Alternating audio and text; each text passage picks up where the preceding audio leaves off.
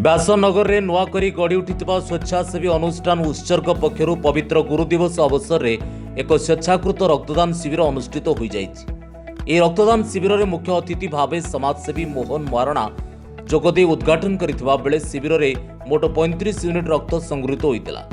आगामी दिन में रक्त भंडार में रक्त अभाव दूर करबा पई प्रति मासरे गोटे गोटे रक्तदान शिविर आयोजन कराजिबो बोली क्लबर सभापति तथा युव समाजसेवी राजेश राउत मत प्रकाश करथिले। रक्तदान शिविर को परिचालना करी सफल करैथिबा सभ्यमान हेले क्लबर सर्वश्री तबिन सामल प्रकाश जेना, मनोज परिडा, ललित माधव दास, आलोक दास, प्रकाश राउत, रंजन डांसर, आनंद चंद्र राउत, अविनाश दास, दिव्यजीवन पाढ़ी, रघुनाथ पात्र, सुरेंद्र बराल, मनोज दास, रंजिता साहू, प्रशांत बोईते, सुधांशु नायक, रंजित महाती एवं मनीष मोटाणिया।